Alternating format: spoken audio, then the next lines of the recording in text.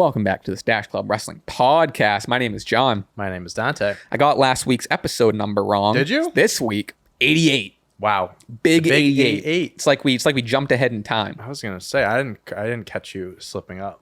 Well, hey, Someone did. I caught myself, and I'm Hey, prideful about it. Mistakes happen. Shit happens. Before we get too far in the episode, I want to let you know this episode is sponsored by Factor. We'll hear more from them later in the show. Yes, sir. How we doing? Hi, Jesus Christ. What's Hey. up, guys? How we doing? We got a lot to talk about. We got wrestling. a bunch of stuff from Raw, a bunch of stuff from SmackDown. I want to talk about AE Dubski from last night. We have a lot. It's gonna be a little weird week. We're not going by we're not going in chronological order. No. I'm jumping around. We're hitting the big beats. We're jumping around. This is our show. We do whatever we want. I feel like it also kind of keeps things interesting instead of starting with SmackDown, and then I'm just, that's a week away at this point. Yeah, that's true. So let's start out with the horniest segment of the week, of the past while. Let's start off hot. We got Rhea, Liv, and Dom. Yeah. They had a segment. It was a segment. They had a segment. Quite a segment. Yeah. You're telling me. Boom. Dom's in the ring. Dom's back with Rhea. Blah, blah, blah. Chit, chat, chit, chat. Yep. Liv pops up. She's in the crowd. She's got a microphone. Yep, she's talking. One of her main quotes was, "Gorgeous men like Dominic don't go for girls that look like you. They go for girls who look like me." And we get a little spin, and everyone, and everyone relax. Everyone knows what happened. Everyone take next. a cold shower. Everyone chill out. So this whole thing Lift is your jaws up. this whole thing is Liv trying to get Dom back, and now Dom's with Rhea, and whatever. So Liv asked Dom to say those 3 words. Come on, just say them. Dom pipes up and goes, "I hate you, Liv. I hate That's you." 4. Blah blah blah. That is 4. Liv. That's 4 words. Liv's devastated. She leaves crying. And then what I put here kind of alluded to it in one of the horniest WWE segments of the past decade. I think I can say that with confidence. Rhea pulls Dom's hair, grabs his throat, licks his face, gives him a kiss on the cheek. Jesus, I didn't catch this. Is the camera steaming up? Didn't catch this this segment live, but I'll tell you what, everyone was talking about it on Twitter. As soon as it happened, everything was all about that. A lot of jealous folks out there. I'll put it that way. I'll tell you this. A lot of envious men out there and women. Buddy Murphy and Mrs. Dom Mysterio, stronger than I. Oh, bro, Buddy Matthews just signed another AEW contract too. So, yeah, saw that. So he's avoiding the versus Dominic Mysterio matchup. He's scared of Dom. He is. Yeah, man. This was crazy. Their match is going to go crazy at SummerSlam next week. Week and a half. I was going to say, is next week our predictions? Next week is our predictions, yeah. Because it's wow. We'll look at whatever that Saturday date is. But first August Saturday. Huge. Yeah, we'll look first at Saturday in August, I think. We'll look at what the match card is shaping up to later in the show. But yeah, I genuinely kind of, besides the match that got made, we'll talk about in a little bit. Yeah. Definitely one look. It's gonna be shenanigans filled. 100%. Dom's gonna be involved in this somehow. He's gonna pick someone's side. We'll save it for predictions. I wouldn't be shocked if he ends up. Liv. Just seeing how Damian's baby face at this point, 1,000%. Yep. It seems like he might be getting away from Judgment Day. Rhea, I think at this point doesn't need Judgment Day. No. If they're breaking Judgment Day up, which I'm not even saying they are, but if that's the direction they're going, I could see this as a moment of maybe Dom breaks off, goes with Liv, Damian kind of goes his babyface way, Rhea kind of with the breakup from Dom kind of goes her own way. I don't know. Yeah, it's gonna be interesting. I can see the group kind of separating too, where it's like Dom, Liv, and maybe Finn and JD join along because she helped them win the tag team titles. Finn's like, oh, she's not that bad, whatever. Maybe Damian and Rhea stay together, maybe because they're super close, and it seems like Rhea. I mean, there is also a baby face, I think, at this point. Absolutely, too, right? absolutely. At least with the crowd response. So I can see maybe a little Judgment Day, Civil War. Yeah, I mean, maybe a Judgment Day War Games. I really wouldn't be surprised if, and you've been saying this a lot with the Finn and Liv. If we got some Finn and Liv stuff, I really wouldn't be surprised if if Dom stays with Rhea and the big Judgment Day turn is the unexpected Finn Balor, Finn pops up with Liv. Like you said, do we get a little war? Do we get an intergender match or a mixed tag or whatever? Who knows? I mean, there could be some Finn and Damian. Like maybe Finn gets involved in that match, costs Damian, because we know they've been teasing that feud for a long ass time now. Yeah, there's a lot of different possibilities of what could come out of the Judgment Day after next Saturday. Who's Dom gonna pick? Damian winning or losing? There's a lot of different factors that play into this. You use code STACHE50 at That's factor.com. True. Factor. Yeah, speaking of Factor. But yeah, no, it's there's a lot going on Judgment Day. I tweeted during this segment. I tweeted it, but God, I miss her. It makes me. I saw that tweet. I miss her. Wow, face. Jesus, think of her. God, the good old days. Wow, flashbacks. Jesus Christ. What am I doing? Definitely a horny segment. Yeah, this is crazy. That is for damn sure. Like you said, people on Twitter. This was Triple H knows what he's doing. Triple H knows what he's doing. Hey, horn dog that Hunter. This is attitude era type stuff. I feel. Like. I mean, this is the horniest we've been since even like the live sex. Well, I don't know. I guess ruthless aggression era. There was some horniness for sure. There. Yeah, because they still had like they used to do the Playboy stuff. I think they still were doing like divas, like kind of like even like Braun panties matches was in ruthless aggression. Sure. But this is like appropriate horny. Yeah, you know what I mean? Nothing like too naughty. Right. It's on that line. It's teetering, but it's not too naughty.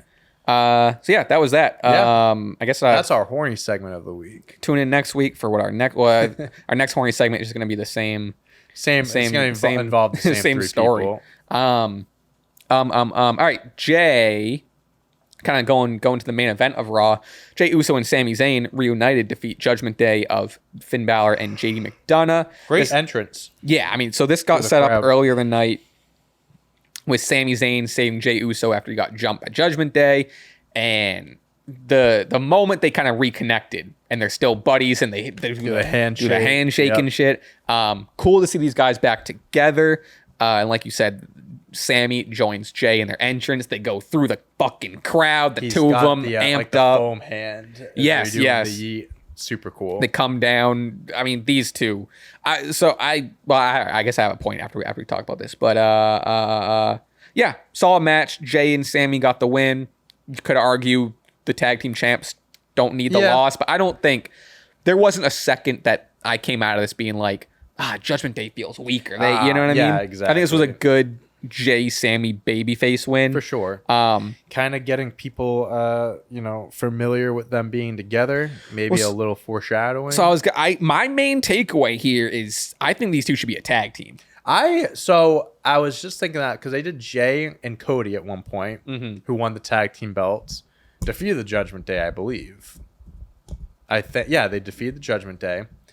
Who says Jay and Sami can't be a tag team? I feel like that's a solid put them together. They have chemistry. They don't have to be super they don't have to have the belts for too long. But I think that they could throw their name in the mix and see where it goes. Yeah, I think. Like you said, I think they have great chemistry. They're fun. We saw how fucking over they are. I think two of the most over stars on the Raw roster, at least. They have the history. It makes sense for them to be a tag team. I really think if that wasn't the plan going in, I think after seeing that entrance and after seeing the match, I think that should be a direction 100%, for sure. 100%. Because other than that, it's also like it's fully leaning on if Sami drops the title. If Sami doesn't drop the title, then wait on it, obviously. But I think which I think Sami's losing at SummerSlam. Sami drops the title at SummerSlam. What's Jay doing? Sure. Besides, even have a match at SummerSlam. Right. I think at this point he's just kind of waiting until the bloodline stuff starts to involve him again. In the meantime, Sami Jay tag title run. Yeah, I really think. Let him have some fun. Maybe they win the belts and then the bloodline costs them. The new bloodline costs them the championships at some point. Sure. Kind of gets them to be now we have an issue with them, so kind of draws them in a little bit. As much as I was saying Jey Uso waiting for the bloodline story to involve him again, Sammy's getting involved in Bloodline again. They have to bring him in somehow. He was kind of, I mean, you could argue, maybe not OG Bloodline, but he was an integral part of like the height of that story. Unless they bring in another Samoan and they are doing the War Games match, the fourth member for the Roman side of things should be Sami. Yeah. Roman, the Usos, Sami versus Solo, Tonga, and Jacob. Yeah. Right? That should probably be it. Unless there's some I don't shenanigans. I don't know what other Samoan they can bring in at this point. I mean, they probably could, and they probably will at some point. But once we get to that point, I think The Rock will hopefully be back involved. 100%. I don't see The Rock being in a War Games match. No. So that that made me think too. Like maybe The Rock is in it. Maybe you take out Tongaloa because he's kind of the guy if they do like a 3-man match. Like he's usually the odd man out. So if they do a 4-man and The Rock's back in, maybe he takes his spot. But seeing The Rock in a War Games match would be dangerous. So yeah, that'd be scary. I know when he comes back, he's going to be back for that period of time. But at the same time, and he's solid in the ring. As at his age now, like a crossbody off the top of the cage. I just don't know if he has that level. No, for sure. And I think it's better to save him for like the singles matches, for the less high risk matches, I guess. So Bron Breakker, that is, kind of ends the night hitting Sami with a spear to kind of send them off into the next week. Dominant heel, standing tall, blah blah. Ilja, that was this week, right? So that kind of leads into going back to earlier tonight. Bron Breakker defeated Ilja Dragunov in a number 1 contenders match for the Intercontinental Championship. Yes, he did. Good decision. Via match stoppage. Good decision. I was surprised. Like, I thought this was the easy way to give us the triple threat. Sure. Yeah. I thought they were going to either end in a double DQ or I thought it was going to be something that led to now you're both in the match. Turns out Bron hits a crazy spear from, I think it was a diving Ilja. Either way, it was the outside. Hits a spear.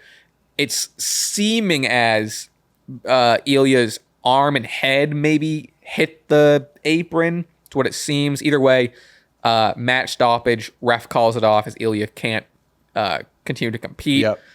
90% sure that was all just story, because I haven't heard much else about Ilja being hurt. But he can fucking... He can sell. He was off. I hate Danielson does this too when they get all stiff. It's like seizing up and a little stiff, and it's like, it's scary. Kind of scary. But yeah, so that led to it's Sami Bron. We talked about it. I think a triple threat match would have been one more entertaining. I would have just because the more men, the better, and that's my opinion. And I also want Ilja to be involved. I want Ilja to get a pay-per-view match. 100%. And I think like that could have been a good way of like. Bron could win, but you protect Sami. At the same time, I feel like it's a more definitive win for Bron if it's just one-on-one. I do like the straight-up rematch. I the first time around, I picked Sami to win. I thought that at the time that was the right move to make.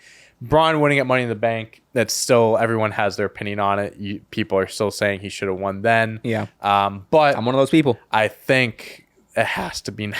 Like, if they're doing a rematch and it's one-on-one, they would be stupid to have Bron Breakker lose twice in a row to Sami. Now he's angrier, so he's going to be more hard-hitting. Right. And you're telling me now an angry Bron Breakker coming for revenge is going to be weaker? I really think they should do a squash match at SummerSlam. I think you gave Sami his win in his home country, his hometown, but now you're at SummerSlam, one of the... arguably the second, third biggest pay-per-view of the year. Let Bron Breakker destroy him. Not saying that Sami shouldn't get any offense in. He definitely should, but this should be reminiscent of Cena versus Brock, SummerSlam 14. There's definitely, like, for Money in the Bank, I wanted Bron to win, but I was pretty adamant on no squash match. Just a good match. There's definitely more an argument for a squash match. I mean, he's angrier, like you just said. He's more pissed. He's more aggressive.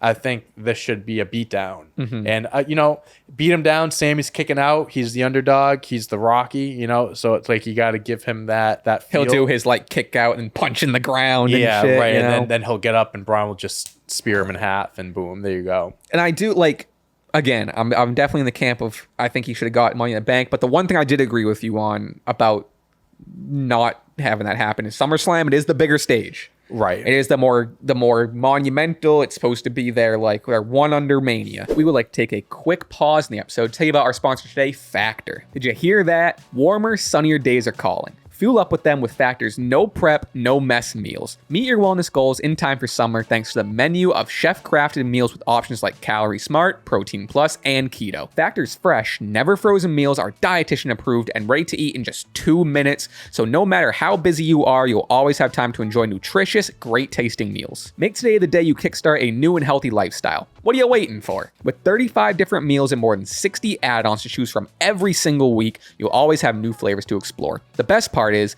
they're all very delicious, and from breakfast to dessert, they're all good. Keep kitchen time to a minimum and time watching some wrestling to a maximum. Factor meals are ready in just 2 minutes. No shopping, prepping, cooking, or cleaning up. It's time. Treat yourself. Head to factormeals.com/stash50 and use code stash50 to get 50% off your first box plus 20% off your next month. That's code stash50 at factormeals.com/stash50 to get 50% off your first box plus 20% off your next month while your subscription is still active. Thank you, Factor, for sponsoring today's episode. Now back to the show. I saw this thing. I saw some people saying this where like Triple H as a booker, like he doesn't do title changes or these big moments on like B pay-per-views, we'll say, where it's like he saves like for the WrestleManias, the SummerSlams, the Royal Rumbles, like that's where like the payoff is. I feel like kind of going against what I say is like you don't have to. There's been title changes this year. So this is just what I've been seeing. So this isn't like my opinion. I think that's really wrong. Well, it's like I get what you're saying. I do feel like you should like you don't have to save these moments for the bigger pay-per-views. Like I feel like it should be like, oh, this title change happened at Money in the Bank. Like that could happen, or like a backlash or something. But it is something to be said about like if you're having a WrestleMania or Royal Rumble, SummerSlam, like those events are like we're in an arena. So it's like bigger crowd, bigger just feel in general. So like I feel like I don't disagree with those people be like you can have title changes on those smaller pay-per-views, but it does feel more important when they're on a bigger stage like SummerSlam. I definitely, maybe less about a title change, but I definitely see, and this just makes sense, is like if you have the big moments in a storyline, like so-and-so's where like Roman Reigns is probably going to come back at SummerSlam, you're obviously going to have that at a SummerSlam versus a Backlash or a Money in the Bank or a B-side. Right. But that's just, to the people arguing that, it's kind of like, well, fucking duh. I've seen a lot of it on Twitter and stuff. I agree and disagree, but I think it's just kind of like it's just kind of an obvious like, well, yeah, of course you save the big stuff, but I think to counter that is I think Triple H has done a good job of like there's been big moments and big story progressions at these like quote unquote B-side pay-per-views. So I think they're pretty obviously you're probably not going to get like a Cody Rhodes title change or something during Roman Reigns' run, he wasn't losing the belt anywhere but Mania. But that's a specific example and like situation. Yeah. So I don't know. I mean like I don't think it's the craziest thing to say, but the big things happen at the biggest shows. It's like yep. Yeah, it makes sense. Yeah. You journalism, you got it. Yeah, you got it. Good scoop. How'd you come up with that? But yeah, no, the SummerSlam. I mean, with the matches we're getting, I think it's shaping up to be the tides are turning. Could turn for some people. It's gonna. I think it's gonna be. But yeah, between Solo Cody, between the World Heavyweight match, like with all the Judgment Day LA stuff, Knight, Logan. I think it's gonna be a monumental in the year of 2024. I'm hoping. Thinking back on our tier list, I'm hoping it's up there. Being one of the best pay-per-views of the year. It's got the potential. Yeah, for sure. Speaking of, you mentioned LA Knight and Logan Paul, I want to jump all the way back to SmackDown, where I think these two delivered one of the best promo battles of the year. This was so fucking good. The promos that they've all been solid. Have been awesome. This one specifically, I think was just great. This is like an all-timer of like the year for me. Big time, 100%. I kind of mostly have Logan quotes to be honest, but Logan to run through some stuff. Logan, I just realized I don't have anything to drink. That's fine. You want to sip my coffee? I'm okay. As appetizing as that looks over there. Yeah, no, that definitely looks appetizing. Yeah, Logan cooked. Logan went crazy. I think this is. It's not LA Knight's strongest because he's just a good talker. Yeah. Even his promo Not is good. Not comparing him to him whatsoever, but it's like an MJF thing where it's like you can't expect like a masterclass 8+ promo every single time because everyone's gonna. But every time he's gonna deliver at least a beat. It's gonna be a good one, Yeah. But I think this was Logan Paul's strongest by a mile. You can tell he's getting more comfortable and getting. He's better. Getting so good on the mic. Logan calls LA Knight a quote hillbilly Aladdin, Sons of Anarchy extra looking Larry the Lobster looking dude. So stupid, but I love it. Logan explains how bad LA Knight needs this match, and Logan does not. Logan brags how much bigger he is outside of the ring. He kind of explains like your whole life is in this ring. This is just something I do. That's a hobby for Logan. But outside of this ring, I'm still, for lack of a better term, a megastar. Yeah. Logan says, as for someone whose entire existence is defined by what they do in this ring, you have not had a single defining moment in the past 10 years. God Crazy. Damn it. He was burning, cooking him. And he's not wrong. No, he's speaking facts. That's what, it's just like simple promo, whatever. But like when you add a little bit of that realism, because that's been LA Knight's biggest criticism is, he didn't get that Money in the Bank win. He was hot last year. They didn't pull the trigger on him. Before then, what has he really done? He hasn't really made it as he won the $1 million championship in NXT. Maximum Male Models. Come on. I didn't. Yeah. Logan Paul in his 2 to 3 year run in the company has accomplished more than LA Knight has since being with WWE. And I think that's really smart to like add that to the storytelling of like, he's cocky. What have you accomplished? He's cocky, but he's not wrong. He says that LA Knight's pretending to be The Rock, which is a lot of criticism LA Knight gets. Yeah. He also, I think somewhere even before this, LA Knight goes to like talk over Logan, and Logan goes, all right, easy there, Sean. And LA Knight kind of just like, I don't know, I love this little, calling him by his real name. Logan added so much little realism. And wait, you're telling me LA Knight isn't his real name? It's his maiden name. Yeah. Okay.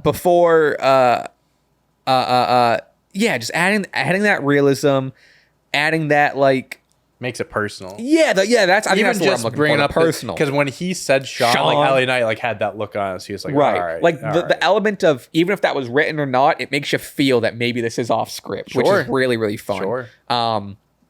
So yeah, Logan says pretending to be The Rock, which I will say, and it sounds like I'm dogging on LA Knight here. I'm trying not to, but LA Knight's response to that, if you closed your eyes, his response sounded like something The Rock would say. I mean, I feel like that's exactly like The Rock. I feel like that's been the biggest thing about him since he's like, it's been his biggest criticism. Since he's like obviously become like who he is now and stuff. Like people are always gonna say and joke about him, not copying, but like being very similar to guys like The Rock, Stone Cold Steve Austin, and whatever. Like, I feel like that's always gonna follow him no matter what. Which aren't bad comparisons. No, it's not. I mean, listen, if you're being compared to two guys that are. And we talked about this on the Patreon, right? Are on our Mount Rushmores. You know what I mean? Like I'd rather be compared to them than anyone else, right? But Logan Paul is just calling it out, and it just added to, again, the promo of his career, essentially up to this point. Before I forget, you did mention the Patreon. I did forget to plug it at the beginning of the episode, so I'm glad you said that. There we go. If you want, this is today's free episode. If you want today's episode ad-free, as well as a bonus episode we're going to record after this and answer.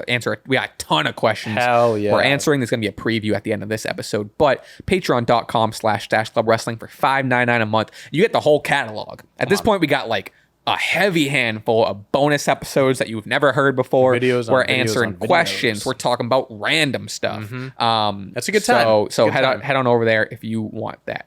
All right, that's the plug. All right, there we go. But Back to Logan. This was like I said, this is the strongest Logan came off, and I will say, since Money in the Bank last year, this is the hottest LA Knight's been. Sure, the crowd is so fucking behind him. I mean, he feels huge. He started the year with a World Championship match at Royal Rumble, beat AJ Styles at Mania, kind of been, in the Money in the Bank again with this feud with Logan. Like, since his Mania win, there hasn't been much. Listen, I know we've talked about before, like, could have been Money in the Bank last year. Like, they need a strike at some point. Like, they need to take advantage of it. Like, it has to happen now. They got their second chance. I love Logan Paul. I think he is amazing in the ring. I still stand by. I think he's talented the most of the people in the locker room. I think he's the weakest thing about him was his promo work, his mic work, and that's not saying it's close, but it's catching up. He's good. He's getting really good at this thing. Logan Paul is the third longest reigning United States champion in WWE history. Has only had 2 defenses. And that must not have been a hard bar to cross. That's crazy. I saw something. Wow. Who's ahead of him? It's Dean Ambrose and let's look it up. No, not the Miz. Someone else. Longest reigning. Yeah, it's US someone else. Champion. Whoa, holy shit! Champion WWE. Dean Ambrose. MVP. He's MVP. That's who it is. Sick. Yeah. MVP is 8 days behind Ambrose. Dean Ambrose is 1. MVP is 2. Yeah. Okay, but it's close. Yeah, Logan Paul, I think if he wins at SummerSlam, that's cool. It's pretty like he'll be the longest reigning champ. Like they'll keep it on him at that point. They are in Cleveland. It's his hometown, but he is a heel, so it doesn't super matter. Yeah, how will the crowd actually be with him there? I think it'll be mixed. I think they'll cheer him. I think it'll be like 70 to 80% cheers. But like him losing isn't going to be like if Logan loses, they're not turning on LA Knight. Yeah, I think they'll cheer for Logan, but I also think they'll still cheer for LA Knight. I think it almost adds to Logan's like character of people being like, haha, like him losing in his hometown is a really good like thing the crowd can get behind. You know, I think I wouldn't be surprised if Logan loses here and then we don't see him for a little bit. Because I don't know what his contract was. I don't know how many dates he had. Right. But he's been very consistent. So I wouldn't be shocked. And this is maybe just me being traumatized from some other, like, a Roman Reigns being here every now and again. We're like, I think we've been spoiled. I'm like, all right, well, we can't. How much longer are we gonna have him for? Right. You know? I don't think if he loses, which I think he should. The thing is I've liked the reign, but 2 title defenses is pretty lackluster. Like I do wish we could have gotten more out of him. His title reign's definitely been carried by his character and promos and just presentation. The thing is, it's definitely been less about the matches, which I think isn't bad, but like you're right. I wouldn't say they put themselves in a corner, but in a way they did, where it's like WWE puts Logan Paul in these premier matches, the Elimination Chamber, the Money in the Bank. He fought Cody Rhodes, where it's like when you have those matches, the U.S. belt, he fought Kevin Owens at Royal Rumble. Like he's in these big matches, but it's not about the title that's on his waist. So it's like you could have him in those matches, which is fine. He's great in those like big situation, high pressure matches. But him having the belt on the U.S. title takes a back seat. Exactly. So, it's like, I think 100%. It's better. Like again, I'm happy he got a title reign because he's a big enough star. Which the defenses is one thing, but he brings the belt with him everywhere. So it's great publicity for WWE. It's on his podcast every week, so you get that out of it. But I do think it's time that we get a full-time champion. And like Logan Paul, I do think he will step away for a little bit. Yeah. Just be like, sell the lots, whatever. But I think he'll eventually come back and he'll kind of be that, maybe get a rematch or just going back to be that premier athlete that they have for those big matches. I think so, You know what I mean? Because I think that's what suits him well. I mean, he's great. I mean, you put him in these big matches, he delivers every single time. Yeah. I think now hindsight's 2020, obviously, but he probably should have had a title match at Money in the Bank. Probably should have had a title match at Money in the Bank. Could have had a match at Clash of the Castle. I feel like could have been a big one. That could have been a huge like crowd like booing the shit out of him moment. But yeah, it's weird because he only had the 2 defenses, but I have enjoyed the reign. Yeah, but it's just one of those things like you're right. He only did defend the belt twice. That does kind of suck, but. Ends the segment. Logan goes in, jumps LA Knight. LA Knight gets the better of him, almost hits him with a BFT to end this segment. This it's LA Knight's time, man. To wrap it all up, I think I would be shocked. I if would he be loses. too. I really would. Because at that point, it's like even if LA Knight loses, the popularity's still there. But man, like you're in dangerous territory. 2 chances to capitalize on it, and might as well not. You got to pull the trigger now. All right, Wyatt 6, Chad Gable, Sister Abigail, or the witch or whatever. Yeah. Pretty short, but probably the most creepy VHS tape showcasing Nikki Cross this week. Yep. Spooky, scary. Keep the lights on. No therapy session. Which because this Abby character, whichever one it is, seems like the most unhinged next to Howdy. So I kind of like that it was just like, oh, she's past the point. She's off the rocker. She's off the rock. She's past the point. So it's just creepy and chaos. Big time. Yeah, people were saying it was weak. I mean, no, I don't think it was weak. I just think it was very different. Maybe people were expecting something. Because look, we said like going off of Howdy or Bo Dallas and Eric Rowan, like, okay, now we can expect interviews for everyone. Mm-hmm. We can still get that. I just think people were maybe expecting that next like interview type of thing. I think this was her. I think this was her thing. I don't think she's getting an interview. Right, and I think that's fine. Because again, she's this creepy. They close every single segment. They close out on her like the jump scare at the end. So like I think it makes sense that this one's a little bit more unhinged and you're not getting a therapy session per se. But that's not to say that we're not going to get it for the other people as well. It might be the same, but I don't know. I feel like if they kept the same formula of the therapy session and you get to the 4th or 5th gets watered down. It's like, all right, another interview. No, I think you absolutely needed this. Like they needed to not all be the same. And then let's get the interviews for Joe Gacy and Dexter Lumis to get more introduced to them as the characters because they're the 2 that we know the least about. Mm-hmm. But no, I think this was a perfect use of her her character. Honestly, I saw it and seeing the response to it online I was kind of like that's surprising to me. I didn't get see that vibe from it. Like I didn't really surprising. think negatively like some other people were, but yeah. Everyone has their opinion. Chad Gable wants to give Alpha Academy one more chance. Otis refuses, and Chad, with the help of the Creed brothers, beat him down. Boom. Lights go out. Wyatt 6 approach. Walking slowly, walking menacingly. All of a sudden, we see Uncle Howdy in the ring, looking jacked, big boy. Baby. Yeah, looking good. Gives Chad Gable a Sister Abigail. Also looked good. Huge pop from the crowd. People go electric. Good pop. Good sell by Gable. Really crazy sell by Gable. Bo Dallas looks good. He looks jacked. Yes. I love this like in-ring stripped down version of Uncle Howdy where it's like he's got I think he had a tank top on. He just has like the kind of the lighter mask and like the with less shit on it.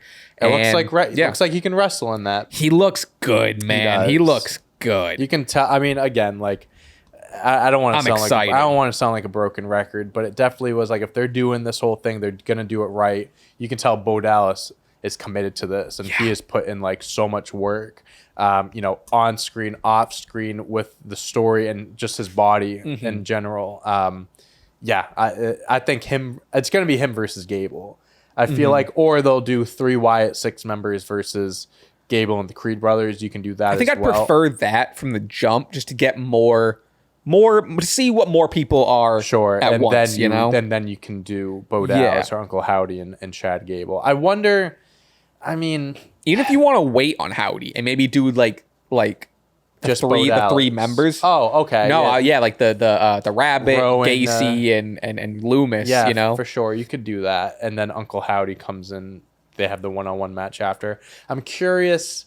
We talked about it. I don't think they will get a match at SummerSlam. Now, I was just going to say, I don't think so. Unless it gets announced last minute next week. Right. But it's not looking like it. They haven't introduced everyone yet. I did see some people saying that they might do like Gacy and Loomis together because Loomis is very mysterious. He doesn't talk. So it's like Gacy could kind of be like his interpreter, kind of. And they can almost kind of be like the tag team of the group. That makes kind of the vibe I would get. Yeah. And then in that case, you have everyone introduced before SummerSlam, and then they can announce they have one more week. They can announce it. Yeah, I mean at this point, I think they have 7 matches in total announced for SummerSlam. I was gonna say, let's look. It's one of their second, third biggest pay-per-view. Why not? I mean, we've needed a big card. We had a ton of pay-per-views recently. Have like 4 or 5 matches. SummerSlam ain't a 4 or 5 match card. You need to have.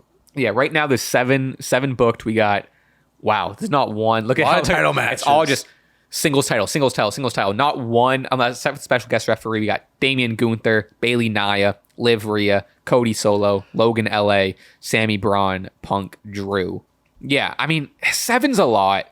It is a lot. If they are to put one more on, give us a Wyatt 6 It is a lot, but let's look at it this way. Sami Bron, if they do the squash, that might not be a long match. Cody Solo is going to main event. That might take a little bit because someone's going to return at the end. Shenanigans. I mean, they could CM Punk Drew is probably going to be a long match. Yeah, I don't know. I don't know. If I'm really happy to see just over on this right side how like every match is a title match. Every match is a big title match. You know, people complain about, which I get. I'm on both sides of it, where it's like you get like a Backlash, a Money in the Bank, Clash of the Castle. It's like there's so many matches, like title matches are being left off the card. Like this event isn't getting a World Heavyweight Championship match. This event isn't getting a WWE Championship, IC, whatever it may be.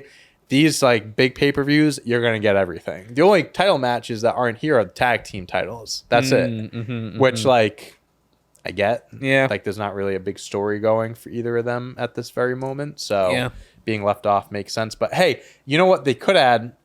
They had that Slim Jim Battle Royal last year. That's what we're missing. Maybe we're missing a Slim Jim Battle Royal. The Prime Battle Royal or what it'll be. Hey, I mean, that could be a good place to put like a Jey Uso, guys that aren't on the card. Yeah. Kind of putting them in there. You put Chad Gable in there. Maybe that's Put the whole Wyatt 6 in there. Put the whole Wyatt 6 in there, you know? So, but yeah, no, I think 7 cards right now where it stands, I would bet on that being the final card. Yeah. I don't think they'll add any more matches. But if there's one to add, give us a Wyatt 6 thing. Other than that, I'm kind of good with that. I'm content with 7. Speaking of the card in a match that just got added, made official, CM Punk is chit-chatting. He's talking. He's in the ring. He announces that he is cleared to compete. Mm-hmm. Huge news. About a week and a half before he's cleared to compete, says, Drew, come on out here. I can fight now. Come on out, blah, blah. Drew comes out, kind of stays on the ring. Security's holding Punk back. Adam Pearce comes out, announces that Drew's reinstated, as he's already on the show and whatever. Yep, Drew's reinstated, whatever. Makes the match official for SummerSlam. We are getting Drew McIntyre versus CM Punk. And then Seth Rollins music hits. Mm-hmm. Seth Rollins comes out. It's made also official that he will be the special guest referee for this match. I'm fucking amped up. I'm pumped. This is perfect. I'm pumped. It's perfect. It's kind of unfortunate that we won't be seeing a Seth Rollins match. Sure. Because if you look at his SummerSlam history, this guy is Mr. SummerSlam. The guy has bangers on bangers on bangers at SummerSlam, but he is involved in probably the hottest story going into SummerSlam, I'd say. I think this Drew CM Punk thing, I mean, we've been building up these two fighting each other for 6 months now, you know? Right. So I think this definitely is the strongest story going into SummerSlam. Seth Rollins being thrown in the mix does make it a little bit more enticing. Now it's like, I can see either guy. I mean, I could see it before, but now it's really like, this is a toss-up. I mean, I'll tell you what, this is going to probably be my one confidence point next week. That's fair. Because I can see a world where Seth like accidentally hits Drew and CM Punk capitalizes and he wins. He accidentally hits Punk. Drew capitalizes and wins. I'm not even sure accidentally. I think there's gonna be shenanigans. No, I think it's gonna be shenanigans. I just don't think it's gonna be accidental. Because like Seth could not be accidental. Seth has beef with all these guys. Drew and Seth have beef. Drew and Punk obviously have beef. Punk and Seth have some unfinished business. So like there's so I mean, especially Seth and Punk. Like these 100%. Two, the story hasn't built around that these two fucking hate each other. They do. So like, is Seth gonna screw anyone out of a match? Is this gonna lead to a triple threat? Is this gonna? It's not gonna be clean down the middle. Exactly. Like it's like Seth Rollins tries to screw Punk. That could he could definitely screw Punk on purpose or accidentally. Oh, I get. That's what I mean. Yeah. And I think people were comparing it to. I want to say it was Undertaker versus Bret Hart. Up here, I was saying Shawn, right? And Shawn was the ref, and Shawn he meant to hit Bret, accidentally hit Taker. Brett goes to cover him, and Shawn's like, fuck, I have to count this. Boom. I can see they do a lot of callbacks. Triple H and Shawn Michaels love doing callbacks in NXT and WWE, so maybe they do something like that. Here's what I will say, though. Now, imagine this match with everything, right? Yep. You got the special guest referee. You have this heat between, like, all three of these guys. Imagine this sucker with a title. Oh, imagine this with the World Heavyweight Championship. Yeah. Whoa. Yeah. You know, again, hindsight's 2020. No, I get it. But if Money in the Bank ended with maybe Drew successfully getting the one on Punk, now Drew's walking in with the title here. I don't know. Maybe it's a little bit of fancy booking on my end. I don't want to go back to May. I don't want to go back 2 months. But at the end of the day, WWE did kind of like.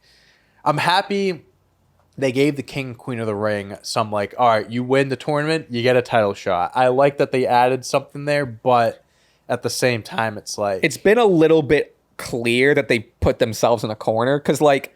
The Damian Gunther match, they've managed to get some build with right, it. and I do like it. I think it'll solid. Be a good match, but Bailey Nia, feud wise, doesn't have much for me in terms of story. So it's like it does kind of seem like the obligation that they just put themselves on.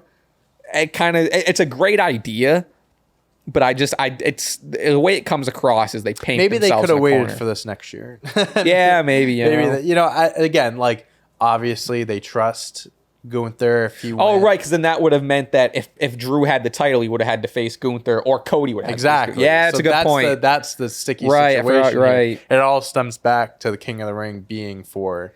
A world championship. Fuck this match. Year's King and Queen of the Ring, huh? Again, I like it. Like I think it's dope that you get something out of it, but like it made two things complicated. Things way too SummerSlam shouldn't be this complicated. No, it shouldn't. Well, speaking of Gunther and Damian, I don't have much to say about this. There's other stuff. Gunther's we got just some calling everyone stuff. Bums, calling everyone poor, which I kind of love. I love it. Honestly, he's a dick. He's a dick. This is pretty straight to the point segment. Yeah, like you said, Gunther's calling everyone bums. Everyone in the city is a bum. Judgment. Everyone here are bums. And he starts smiling after he says it. Bum. You're a bum. He's cocky and whatever, and it adds more. They're building more on the Damian. He is the face. He comes out and he's like, just come out and put the title in my hands. Come on, like let's get this over. Let's not waste anyone's time. It's just give me the title. More just you don't deserve it, which I think is a good play, especially because he won it off the Money in the Bank. It's a good play for the you don't deserve it. You're not the rightful champion. Blah blah blah. Damian comes in looking to kind of give him some back. Looks like he's gonna talk. Chooses to just slug him instead. Like this was a solid segment. They're doing the best they can to make this match interesting. And because obviously, like we just talked about all the different possibilities we could have had for the World Heavyweight Championship. So it's like Damian Gunther is a bit underwhelming if you compare it to like Drew Punk had been for the belt. Yeah. Seth Gunther, Drew Gunther. You know what I mean? But at the same time, like I love what they've been doing with Priest. They're making him a very believable champ. Like if you asked me a month ago, I said probably I'm 99% sure Gunther's going to win. I'm still in the camp that Gunther's going to win. I have no clue. It's close. I think I'm a lot less on one side than you are. I'm less confident for sure than I was a few weeks ago, a month ago. But I do like the babyface Damian. And they somehow made him feel like an underdog. Like making because Damian's a big guy and he's the champion. And I don't think him being the underdog in the situation, like usually the champion shouldn't be the underdog, but I think it works here. And they managed to make him the underdog, which is cool. And they're making Gunther, like his cockiness could cost him. That's like, what it's leaning very to. Or he's just really good and he's going to back up everything he says. Which would also be fucking cool. Which also would make sense, you know? So, yeah, I'm to me feels too early post IC title loss, King of the Ring win, and then just get in the world. I don't know. Listen, I don't know why I think that it seems too early for him to get the title. I don't know. I just think, again, I don't want to keep going back in time here, but it's like one of those things where he loses the IC title, you win King of the Ring, let him go on a King of the Ring run for a little bit, separate him, get him away from a championship picture. put him in great feuds with other non-champions. I think that is perfectly fine. Because if you look at his WWE career back to the NXT UK days, he has held a championship for, like, I don't know the exact percentage, but most of his time in the company. So it's like, and I'm fine with him being World Heavyweight Champion. Absolutely. I think he'll be a phenomenal champ and all that. But I do think that it's kind of like there was already so much going on with the World Championship picture that he didn't need to be thrown in at this very moment. I definitely think he could have won the belt, you know, towards the end of the year or even like a Mania next year or something like that. But I'm just not ready to sign up for another like long year or 2 years. Because once he wins, run. You know he's not he's losing. Not gonna lose it, while. or he can't lose it is what it should be. But like, 'cause I like how this past handful of what the World Heavyweight Championship has been is like Seth had it, and then it was gonna switch to Drew and the cash and whatever. But like I've said this before, where it's like it's the title where people can have it for 2 months, and that's a good run. People can have it for 2 to 6 months, and then it's the world title that you can have new world champions with, because Cody's not dropping his title forever. 100%. So if they're gonna have Gunther win it, he's gonna have it for a while, and then we're back in the situation where the 2 world titles are tied up to guys that aren't losing, and then that makes for pay-per-view main events be predictable. So I don't know. Which makes me lean that I think if gun to my head right now, I think I would honestly pick Damian. Shockingly. Yeah. I genuinely think, by this time next week when we're doing our predictions and after this upcoming episode of Raw, I think it's going to be closer. Like, right now, I'm leaning more towards Gunther, but next week it could be 50-50. I don't know. Because it really just plays out the long term. Because I think even if Gunther loses, let's say Gunther loses, he'll get thrown back in the picture at some point. Maybe you start not revitalizing or like he lost one match, he was super cocky. Someone else comes and be like, man, you really got to you put him in a feud somewhere else for the time being, and then introduce him back months down the line, or whatever. Maybe he wins the Royal Rumble, and then we've seen how hot this Drew Punk feud has been without a title, right? So put him against Breaker, put him against, that's maybe back with the IC title, but like put him against Ilja. Put him against like have like Bash of the Berlin's coming up. So bring Sheamus is on a run with Pete Dunne, put him in that, have him face Pete Dunne or Sheamus, and I don't know. I but also like if / maybe when he wins the world title, I'm not by all means I'm not gonna be complaining about it. Right. But I'm gonna be wary. Because, too, like, we're talking about the 2 world champs holding on to the belts, this and that. It's going to be different. It is different than, like, a Roman Reigns. Yeah, I do agree with the whole, makes it a little bit more predictable. But at least, like, Gunther's going to have title defenses. He's going to show up and stuff. That's you true. know? So it's like, we'll get an active world champion, and as Cody is being, too, right now. Right. But, yeah, WWE just really, like... The whole King of the Ring thing really just kind of put them in the. It's been weird. It's been weird, and no one's wearing the crown. Where's the crown? I think that's a nice looking crown. They're not even doing like the. I think Nia has been wearing. Maybe Nia has. I'm not sure. More than Gunther, for sure. But they're not really. Which I kind of. I say this as if it's like criticism, like I want to do this. I never liked when they would change the person's name to like now for 6 months they're King Corbin or they're King Woods. King Gunther has a good ring to it. I even love. I think Graves made mention of it. The King General or whatever is a good. You know, I like. I don't know. That. Queen Nia, which I think she might be kind of getting referred to more. She's definitely playing more into the Queen. 1,000% is 1,000%. Well, I want to jump over to Dynamite. Let's do it. So we had a good episode of Dynamite. We did last night. We're getting closer to All In here. Yeah, I feel like that's kind of creeping up. They were like showing it. We look this up August 26th, I think. Is that what it is? Oh, I guess it's not as close as. Yeah, end of next month. About a month. Oh, 25th. 25th. Yeah, so we're exactly 1 month away. How about that? Start with the night. MJF segment. We're so back with this MJF. Heel MJF is the best, man. He's so good. Yeah, I don't know why. It's like it keeps on shutting off once it gets to like the temperature, I think. But it's not as cool as I want it to be. 69 is a good temp. It's a good temp. Well, keep it on. We'll keep it on eco, and we'll go. Not auto. What am I? I can't read. Can't even read over there. That's fan. I feel it. That's the fan up. kicked on. Maybe we just keep a fan on. Yeah, I mean, I feel good right now. All right. Anyways, yeah, heel MJF, bro. Like, he had his run as a babyface. Him and Adam, when they did the stuff, great. Unbelievable stuff. Him as a heel, though, that's his bread and butter. It's so, and it's not even like, because we've had heel MJF before he like left, but it was like that like watered down half baby face, and it wasn't him. It wasn't him. This brother. This is him. This is the MJF we needed back. He runs down Will Ospreay. Easy dub. Easy, which is they wrestled for 59 minutes and 58 Watch seconds. the match, by the way. Oh, did you? I did watch it. What are your thoughts? I thought it was an unbelievable match. I definitely think it should be, and it probably will be in people's match of the year contenders. You did say this. The ending? Biggest thing, not the ending. Oh, okay. Honestly, the ending didn't like. I feel like it makes sense. They're exhausted. Right. That's kind of where I was at. You can play that off. I do think there was a little bit the underselling was a little, not to say it took away a lot from it, but like hitting the big moves and like not going down. Just like MJF gets hit with something, hits him back with something big, and they're both just kind of back and forth. I do feel like it kind of goes against like, oh, they're exhausted. Like they're 50 minutes in and they're hitting these big moves, but they're still standing up.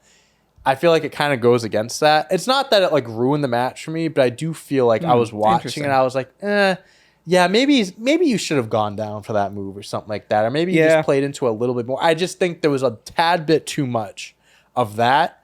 But again, it's like it still was a great match. I loved watching it. I don't think it like made me be like, oh, that match is so much worse because they did all that. Sure. But that was like my biggest thing that I was like nitpicking. I mean, I think like I don't necessarily disagree. I think just like if you got 60 minutes, then it is like all right, maybe we won't. You got to keep up the pace. Yeah, so like I think there's sure. definitely a pacing Especially to it. towards the end, like the last 10, 15 minutes, they were just duking it out. The way I write that off, because I don't think you're wrong, but the way I like write that off in my brain is like, oh, these guys are like Power Rangers. You know? No, I mean they're two of the best wrestlers, so like I get it. But like I definitely agree. I definitely don't disagree. Where it's like there are some moves.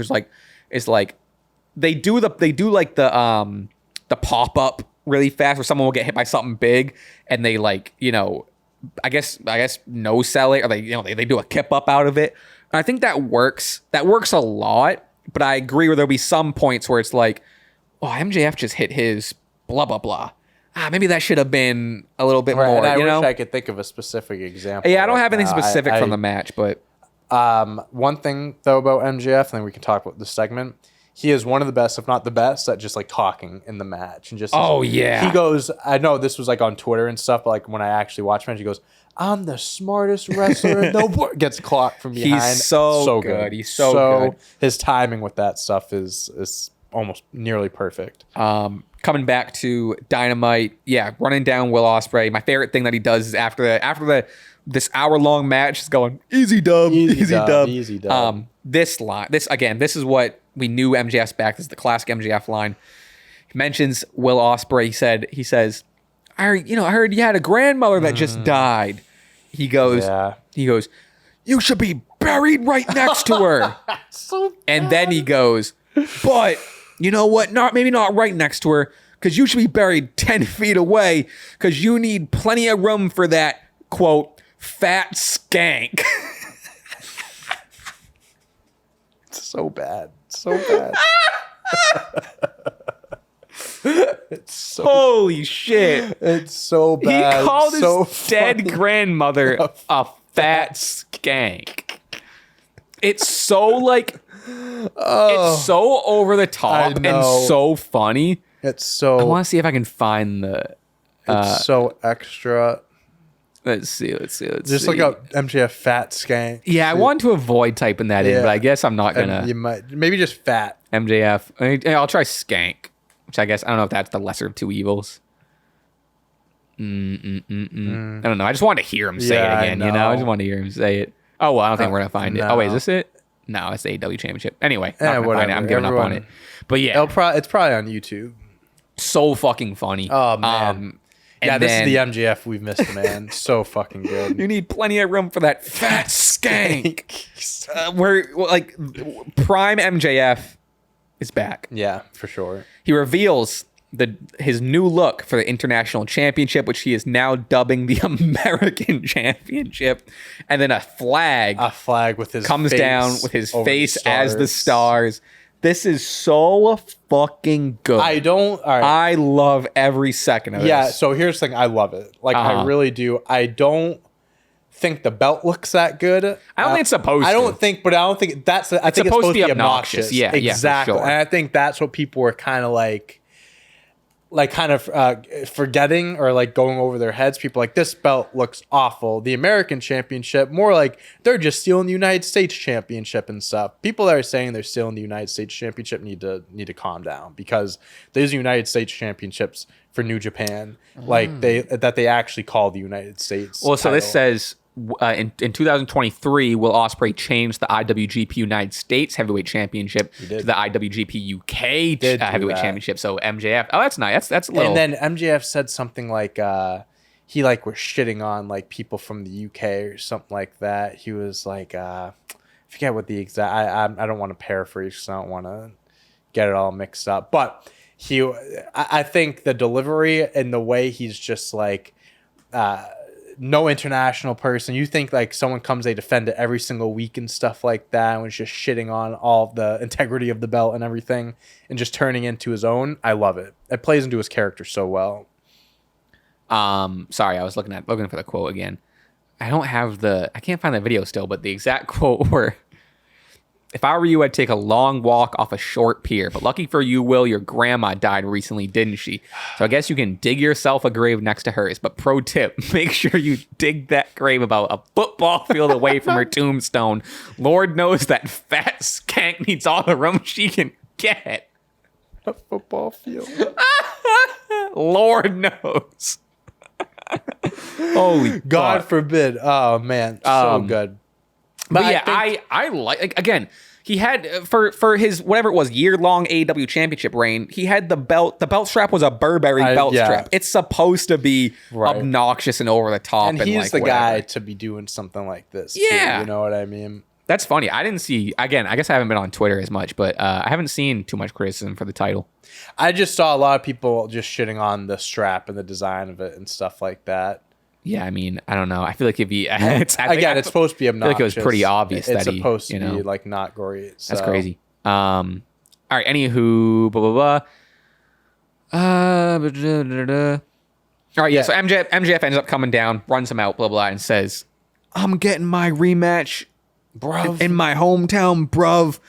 So MJF versus Will Ospreay for the international or American championship for All In is set. Hell fucking I thought that was I figured we were gonna get that match anyways. I thought they were gonna save the match from last week for All In, but we're getting number 2. I kind of thought Garcia. I thought he was gonna be in the mix. He could. They might add him in. There was a couple times during that match where MJF keeps taking jabs at Garcia, which I think is nice to at least keep him in play. He's keeping him involved. I am a little surprised. I get the world title in Swerve is doing such a good job, and it's such a different thing where I get why they're not doing and also Will Ospreay and Swerve already had the match and Will lost, but I always thought Will was gonna get the AEW title at All In, but this makes all. And what's cool is, which now it kind of seems like they took the title off him so he can win it back in his hometown, have that moment, which hey, I'm not going to complain about. But yeah, this is all building up very nicely. Yeah, no, I agree. Again, best part is we got this MJF and back. People, it's he's not getting a world championship match, but he's fighting someone who, I'm not saying anyone's bigger than the other, but MJF is one of the biggest names on the AEW roster, so he is getting one of the biggest matches on the card, no matter what. So. Move over to Mariah May and Toni Storm. Real quick about this, I want to go on the blood and guts, but this feud is on fire. Mariah May wins her match, and then a mysterious person slides in the ring in this black jumpsuit and a towel or something over their head. In the most dramatic fashion, very Toni Storm, rips off the towel, reveal is Toni Storm. and they do a classic pull apart. And this ended with quote, bro. Oh my God. Toni Storm, they're pulled apart, they're in the corner. Toni gets a mic and she yells at screams at Mariah May, "Are you prepared to die? Because I am." Holy shit. So good. So good. I hope this steals the show. I hope this is going to be so good. I hope that's the match of the night. I really do. I am amped up. People are calling this, which I don't necessarily disagree, maybe the most important women's match in AEW history. It's definitely one of the most hyped up. It could be up there. Or important. At the end of the day, it could be. It feels important. I don't know if it's the most important, but it feels important. It's like Toni's kind of like this character is kind of like, is it coming to an end? Is she actually gonna quote unquote die? Is this character gonna die? Almost, Toni's young, and it's not necessarily passing the torch. I was gonna say, but right. It is almost like a new generation. I was gonna say pass the torch, but not necessarily like, hey, I'm stepping away. Right, because Toni's not nearly. No, but it's more like this has been my protege. We've been building her up for a while. She's been known on the indies. It's not like she's just this brand new wrestler. So it's like, I feel like this is not a long time coming. The story's been going on for a while. Again, like, we're not doing predictions. It's a month away, but I think it's gotta be Mariah's moment. I'm excited to see her in like high profile matches with like some of the top guns too. Like, I think this is gonna be a good run for Mariah. For sure. If she wins. Yeah. Blood and guts, Blood brother. and guts. This shit was a ball. I got back from the movies in time. Oh yeah, what'd you see? Twisters. Oh, that was the movie you said that earlier. Yep. Word. Yep. We'll talk about that. This happened again. I did it a few weeks ago for the Forbidden Door pay-per-view, and I need to stop. Wow. Whenever I'm watching a movie, because I tweet out the poster and be like, now watching, I link my letterbox and after whatever. Every time I post that, there's a wrestling show going. I was like, oh wow, fuck Blood and Guts, right? Oh, you must not watch. I can always watch it back later. Listen, I went to the movies. God forbid I saw a movie with my girlfriend. All right, but I got back for the important match. I watched it on a hour delay too. Did you? I saw you tweeted that you were a little you were behind on it. And I forgot Blood and Guts was nice. So I turned on AEW and I was like, holy shit, we're in a Blood and Guts match. Yeah. Oh shit. Yeah. This, I think, and granted, we are biased because we went to the one last year live. I think this one was better by a mile. This one was great. No, this one was fire. I think they had a good group collection of guys. And there's a lot more story in this one. Big time. The two MVPs of this for me were Anthony Bowens and Mark Briscoe. Mark Briscoe is my MVP for sure. I think the reason I chose Anthony Bowens, I think Anthony Bowens, like, first of all, we never see him like do this sort of stuff. Yeah, him or Max. We never see, and I think Anthony took the more bumps and the craziest spots, but like, he was pulling out some hardcore shit and pulling out weapons that, like, oh, I didn't know Anthony Bowens had that in him, and oh shit, he did the which a little nitpicky, but him and I think it was Matt Jackson were like up at the top, and the four stacked, or the 2 and 2s, the stacked tables are on the outside, and he's bashing his head into the side, and I get it, safety first. But there was a little hesitation from that last head bash to when Bowens kind of held on a little bit and then fell. He got his head bashed, held on. You kind of saw him look, and then he did a little bit of a jump on his own. I think that, and again, for a spot like that, it sucks to be nitpicky. So it didn't even take away much, but like, if we're really analyzing it, that could have been cleaned up a little bit. But like, that's like, for the whole match, that's like really the only thing, in that kind of realm of like nitpicky whatever. But like, regardless, that spot was fucking insane. Crazy. And fucking, hey, I'd probably look back to. That's what I don't blame him. In a match that had a Swerve Strickland and a Darby Allin and a Mark Briscoe, Anthony Bowens was the one to take that. I think that's the coolest shit got a ever. Lot of chops, for sure. And then Mark Briscoe, kind of one that's a little more known to kind of be a little more unhinged. Also, I think carried a lot of the weight in this match. That's a perfect match for him. He was so good. He was so good in this. He's fucking crazy. We got some highlights to run through of the match. This was Bowens. He got slammed into a barbed wire table and then sandwiched between another barbed wire table, and Matt Jackson hit a crazy swanton on top. That was fucking nuts. a lot of Hangman and Swerve's story. Yep. This, I mean, so when they locked eyes. God, this was fucking good. So good. Hangman doesn't come out right away, so they skip him. Swerve enters. He gets the upper hand on Swerve. Hangman runs out, handcuffs him to the outside of the ring, beats him down, beats him with the title, so much so that even the Bucks are like, Hangman, holy shit, stop. Yeah, calm down. Hangman cared more. He didn't give a shit he was in blood and guts. He just cared about beating the shit out of Swerve. Long-term storytelling, brother. It's so... Keep the story alive. It's one of the... This Hangman Swerve feud, I would argue, has been one of the best feuds. I'm not saying it's the best, because there was the MJF Punk, there's been Cody Roman, but I think it's absolutely up there in the argument of like one of the best feuds, I think, in the past X amount of years. It's been one of the most like personal... I would say they've had the best matches of the three feuds, matches, you know what I mean? Had 100%. Those two guys are meant to fight forever. They're wrestling soulmates. Wrestling soulmates. They eventually took each other out, kind of going up the ramp and taking the bump, but that was after they kind of had that moment where they met each other in the ring and just both going to the center and then just boom. One thing I noticed too was when he was handcuffed Swerve and then Jeff Jarrett came out. Yeah. It took a little while. I don't think there's ever been that's a tough spot. I don't think there's ever been a handcuff spot where they've unlocked it smoothly. It's tough. And every time I see that, I think of myself trying to do it, and like I don't like it's just, you ever like, I'm not critiquing it. I'm just like watching. I'm like, oh, they're having a tough time. Man. You ever get home and you're unlocking the front door and like your mind starts going like, you know, if there was a serial killer chasing me, I can't. And you're like, oh, come on, I'm screwed. I'm screwed. So under that pressure, trying to, and then Prince Nana comes, which I'm curious if they just ended up using the clippers for. I know they used the bolt cutters for the wire for the cage anyway, but I'm curious. They did cut away the camp. They cut away. So I don't know. Yeah. There was another funny spot where in the little briefcase thing, there was a bunch of staple guns, and Swerve gets his hand on one, and then the other team, I think 4 members of the other team also get them. So there's this like they're all standoff, and Swerve is like holding it like a gun, and they all start fucking stapling the shit out of Swerve. And Swerve just starts laughing my god, evil laugh, and I think he also caught one to Hangman in the cheek. Oh my god! Yeah, I think he got like Jack shoulder neck area. It looked like. Yeah, and then got Hangman in the cheek. Yeah, that was diabolical. Darby, monkey bars at the top of the ring, hits a coffin drop through the table. They put the thumbtacks in Max's mouth. That was crazy. The double super kick. I think I can't remember the first one too well, but I know it beats I had a ball here.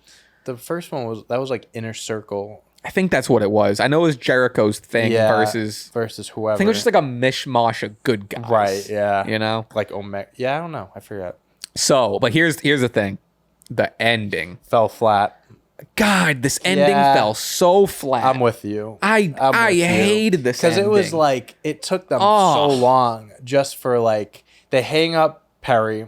Right. It's like, okay, they're going to do something here. All right, before we get to the ending, I'm going to say, did not like the chair shot. Mark Briscoe hitting Jack Perry in the head with the chair. Oh, see, I think that's... And if it was a gimmick chair, that's one thing. But I seeing something like that, for me personally, makes me a little bit uncomfortable, knowing what we know about head injuries. So if I can alleviate some of your stress, it's a gimmick chair. No, for sure. Yeah. No, that's why I like to think. Yeah, but I'm just saying, just the way it looked, I'm like, oof.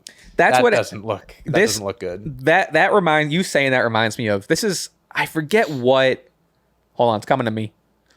Early AEW. Mm-hmm. This might even be pre when it was actually AEW. I know what you're gonna. Someone took a chair shot to the head. Shawn Spears. I think it was. Cody.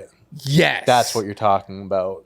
Yes, because Shawn and then I think the top of the chair, because Cody ended up bleeding. Yes, and the top of the chair ended up cutting Cody. That's what it was. And the Bucks, during a press conference or a week later or whatever, someone asked them, I remember specifically they were standing on a podium and someone asked them about the unprotected chair shot. And the Bucks' response to that was, well, you think it was unprotected.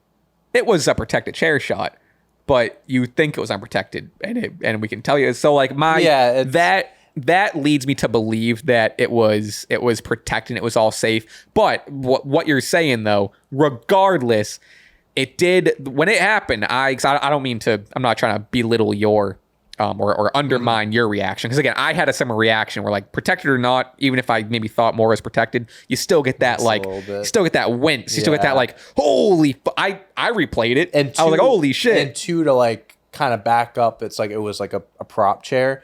That was the only chair that had scrapegoat written on it. Yeah. So I was like, okay, like which chair are we using? At least it's labeled. 100%. No, I do believe. I want to believe, I have to believe that it was a prop chair, but still, like in the moment seeing it, I'm like, oh fuck, that's. Oh, tough. I'm with you. I didn't mean. I hope you no, definitely wasn't trying to undermine, because like I want to be clear. I also had the same reaction of when he got hit with that fucking chair. I was like, oh, fuck. Protected or not, you're even just the way it comes off. You're like, holy shit, for God sure. And damn, it doesn't sound good. That shit, it never sounds good. Oh my God. But yeah, besides that, the ending itself, I feel like it just took them too long. Yeah, so let me get to what they eventually let me give you the beats of it, and then we can kind of talk about it. But ultimately, I think it felt clunky. I think the timing was all off. So Darby, like you said, Jack Perry is Jack Perry's handcuffed to the thing. I almost I didn't know how well this would play off as a tweet, so I didn't choose to tweet it. Okay. But come on. The guy standing there, like Jesus on the cross. The guy looked like Jesus on the cross. Big time. I stopped myself. I almost tweeted telling my kids this is Jesus Christ. I think that would have been a good tweet. I think that would have been a good tweet. It felt a little You would have had dicey. a few of those hardcore Christians that would have been like, oh, I don't know about that one, John, but I think that would have. The guy looked like Jesus on the cross. I think that would have delivered for sure. The long hair. For sure. Right? So no, I'm with you. No, honestly, like he was hung up like that, right? He's hung up like that, and then like it took me a few minutes to be like, oh, he's like Jesus. He looks like Jesus. No, I didn't put together at first. I didn't put the pieces together at first, but after a few minutes, I was like, oh. I'm glad I'm not the only one. That makes me feel better. No, for sure. I was like, oh, that's Jesus on the cross right there. So this Darby is Jesus infusing blood and guts. So Darby gets he handcuffs him. He gets gasoline, which took him a while to get the gasoline. He had a little going back and forth. He kept walking back and forth. I think he just like it's just like at the end after his threats. I think he like forgot the lighter back. The mic and stuff. Right. Yeah. So it's a little clunky. He dumps the gasoline on him.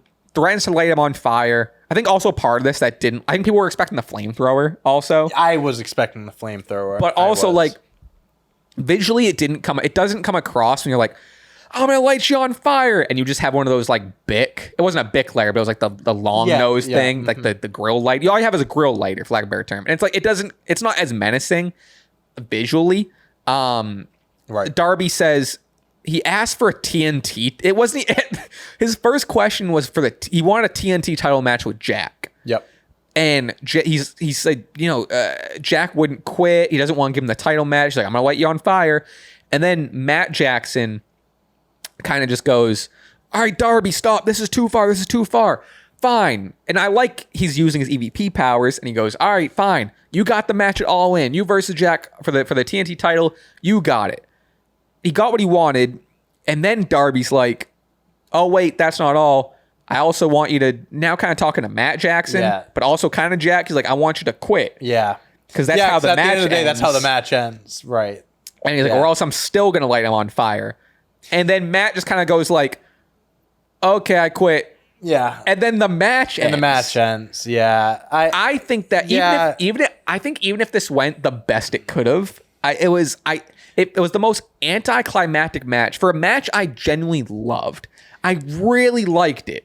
And for the ending to be that, they really should have had some sort of like before the match was or when the match was announced, there should have been some like if Team Darby wins, I'll just say Team Darby, he gets a championship match. Like that should have already been like, if you win, you get a match. To shoehorn it in, because then it's like, weird. If you don't give me the match, I'm going to light him on fire. Oh, you got the match.